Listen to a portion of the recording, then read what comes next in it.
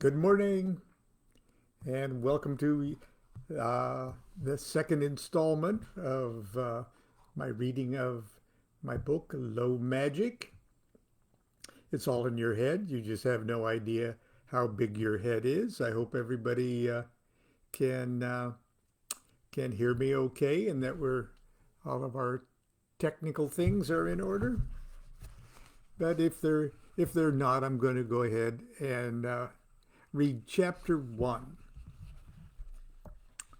The dogma and rituals of low magic. And then in parentheses it says, dogme et rituel de la bas magie.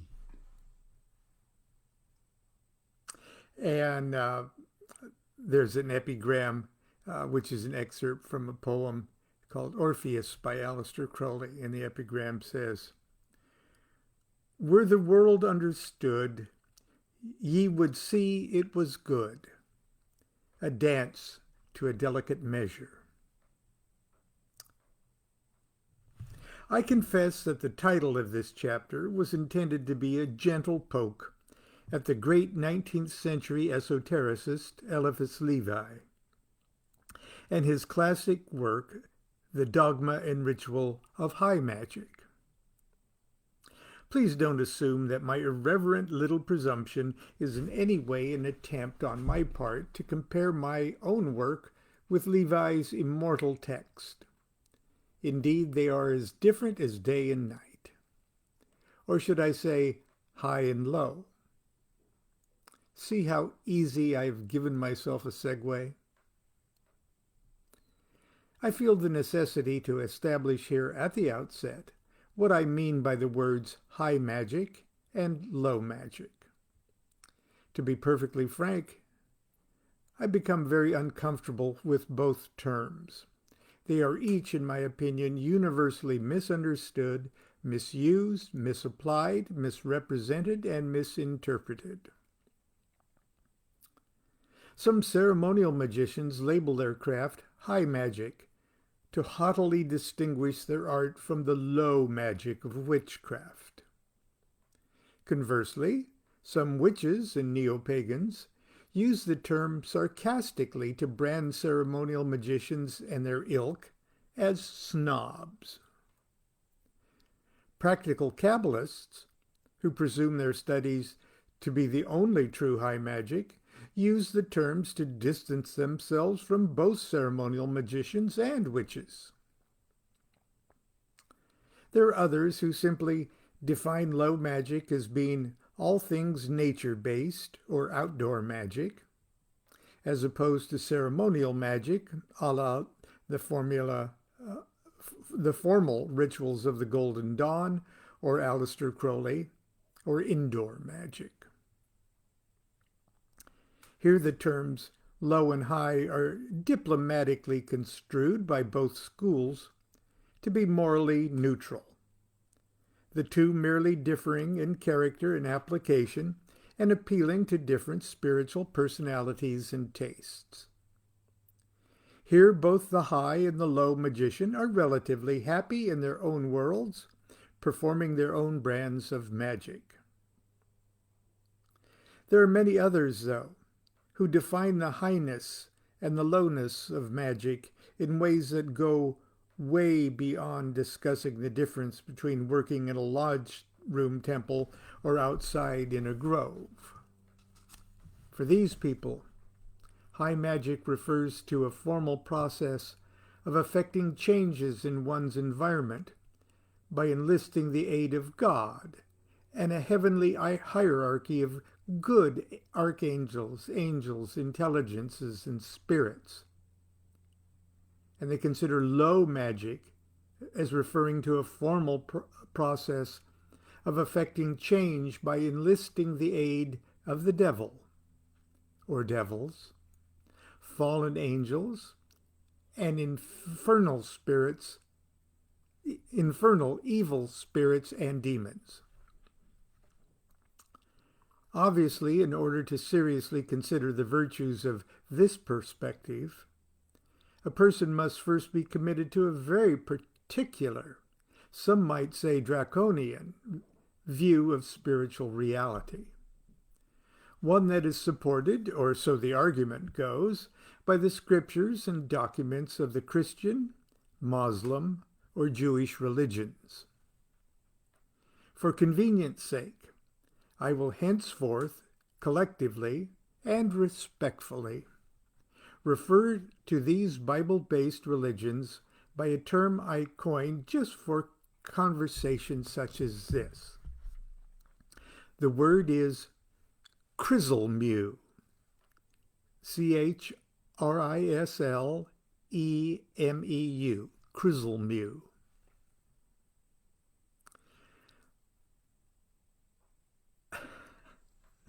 One popular interpretation of these doctrines posits that humans are caught in the middle of a perpetual war between the armies of an absolute good God in heaven above and the minions of an absolutely evil devil in hell below. For reasons known only to God, the devil and his team have been placed in charge of human life on earth. Furthermore, according to this theory, God has especially charged the devil with the duty of tempting and tormenting human beings, perpetually prodding us to rebel against a curiously complex catalog of commandments and divinely decreed roster of rules, irrational beliefs, and blindly obedient behavior that, if we follow the program faithfully, might earn us after death a ticket to eternal happiness in heaven with God and his good angels. And on the word might earn us, there's a footnote that says, unfortunately for the Christian born without grace, right belief or good behavior in life will not be enough to save him or her from the dreadful flames of eternal hell. Sorry. This parochial and highly polarized way of looking at things makes everything pretty simple.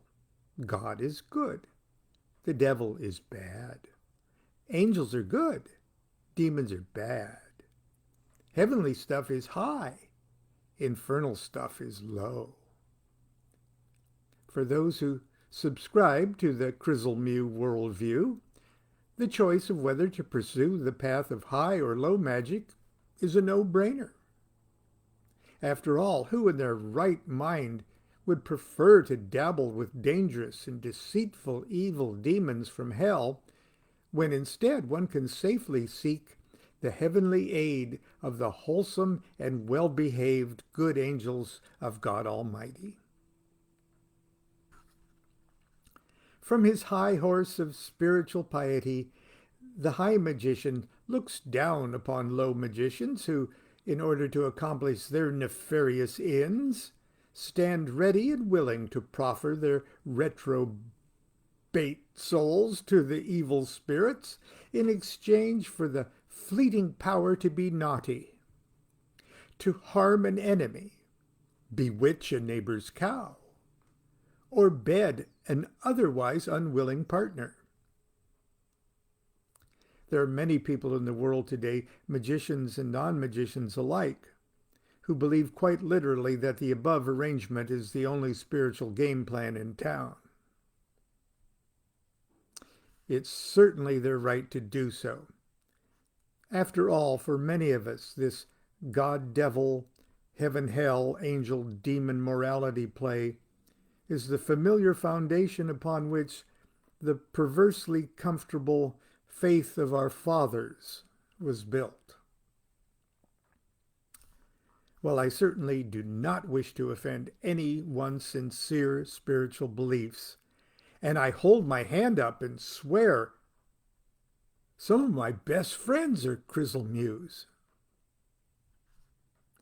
I must, however, be honest. I do not believe in such an all-good anthropomorphic God. Neither do I believe in an all-evil anthropomorphic devil. I don't believe in a heaven where I'll be rewarded for believing correctly, or a hell where I'll be punished for my unbelief. In fact, I believe there's something terribly wrong and spiritually toxic with this entire picture. Dangerously and tragically wrong. A wrongness that has plagued the Western psyche for millennia. A primitive and superstitious phantasm of the mind. A nightmare that has infected the human soul with the virus of fear and self-loathing. A cancerous curse that demands that every man and woman and child surrender to the great lie that would make us believe that our very humanness makes us uncleaned and damned in the eyes of a wrathful God. Does my rejection of a too literal interpretation of the scriptural worldview of the Crizzle Muse, does that make me an atheist? For those who adhere too tightly to their doctrines, I guess it does. But it certainly does not from my point of view. I most ardently believe in, indeed, I worship a supreme consciousness that's the ultimate source of all manifest and unmanifest existence. I believe that you and I and every other monad of existence are components of that supreme consciousness. My morality, if you choose to insist on calling it that, is based on my conviction that the ultimate nature of this super existence is transcendently good. A good we can never adequately define with our words or understand with our meat brains. A good so all-comprehensively infinite, there can be nothing outside of itself, not even nothing. There can be no opposite to this great good. The goodness of the supreme existence is spelled with the largest capital G imaginable. I call it the great G. There I go again, making up words. Well, get used to it, because I'm going to use this one a lot. This great G swallows up the concept of duality. It neutralizes all concepts that remain so small that it's possible for them to have opposites. Ideas such as a God who is so small and incomplete that there is an outside of himself where a pesky devil can go around, running around, causing troubles.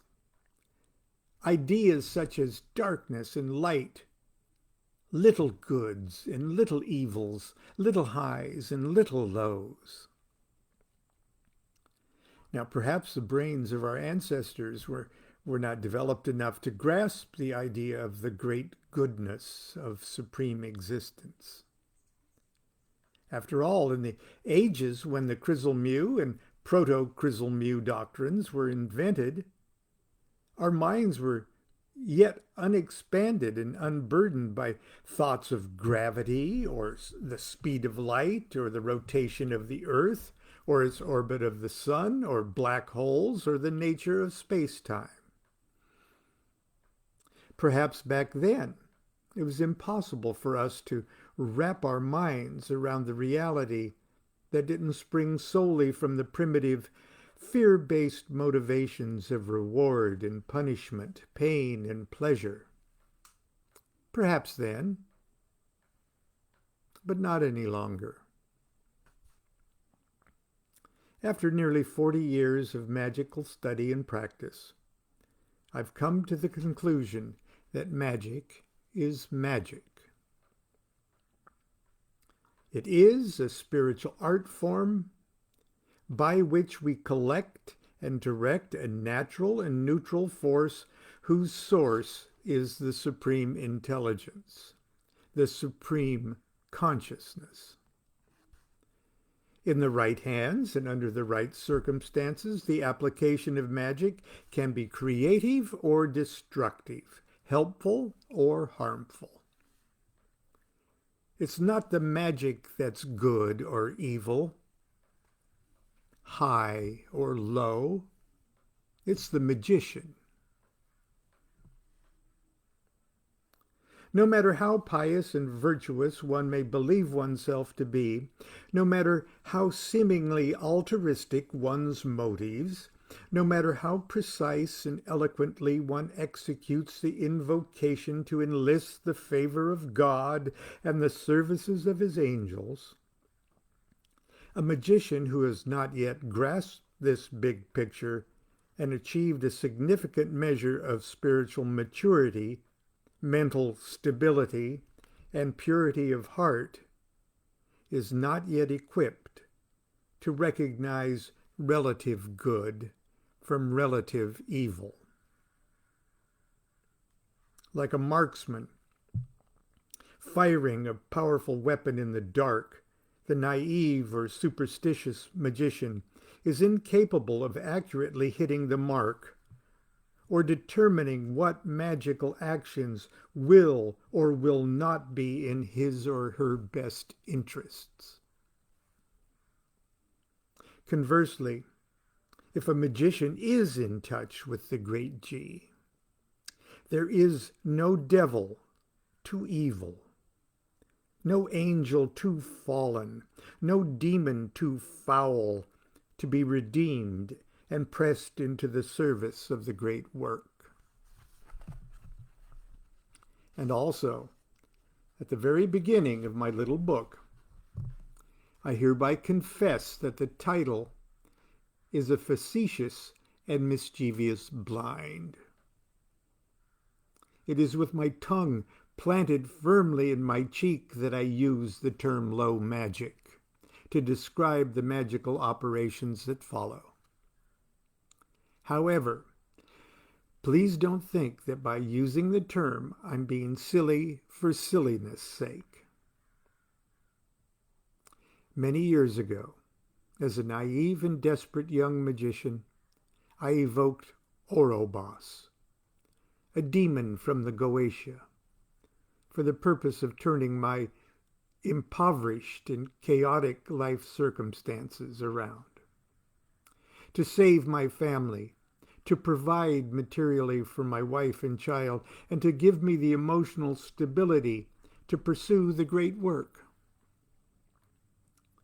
In my naive and inexperienced mind, it was an act of black magic, an encounter with the devil himself, that I was prepared to perform against my teacher's wishes. In fact, when I told her I'd become so desperate that I intended to go through with it, she flatly forbade it. And when I asked her if she'd ever performed such an operation, she said, "Certainly not. That's low magic." In an act of magical disobedience, I did it anyway. I knew I had to. I had to succeed because the consequences of failure at that point in my life were unthinkable. I was fearful and clumsy. The operation almost immediately turned into a terrifying and traumatic comedy of errors that more resembled an industrial accident and a nervous breakdown than a magical ceremony. The climax of the ceremony was a life and death confrontation and struggle with the real demon responsible for my miserable situation. Me.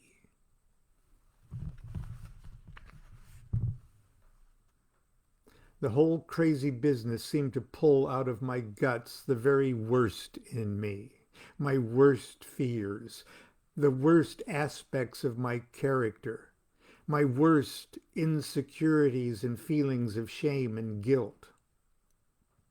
I didn't know it at the time, but that was exactly what was supposed to be happening. That's what Solomonic magic is all about. The worst in me was my problem. The worst in me was the demon.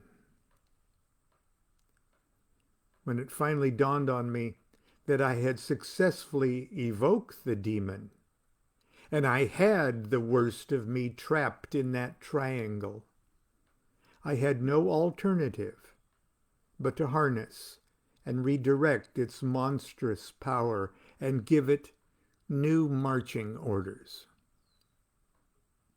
From then on, that particular demon would be working for me rather than against me.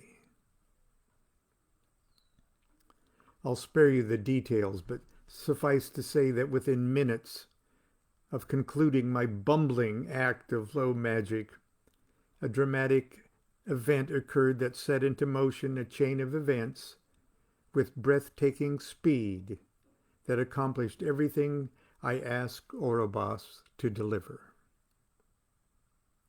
But the real miracle was not the magical quid pro quo of a demon bent to obedience by the will of a magician, but the miracle of a magician who had redeemed a better demon of his own nature. When the fiasco was over, I was a different person. A person who would save his family, provide materially for his wife and child, and in the days and months and years ahead, clutch on to just enough emotional stability to pursue the great work. In the first sentence of this chapter, I referred to Eliphas Levi as the great 19th century esotericist. I did not call him a magician. Even though Monsieur Lévy is universally lauded as the father of modern high magic, he was not a practicing magician. He was a brilliant scholar, a holy man, a teacher, and a magical philosopher. But with the exception of one curious necromantic experiment that he confessed was not at all successful, he did not practice magic. I do practice magic.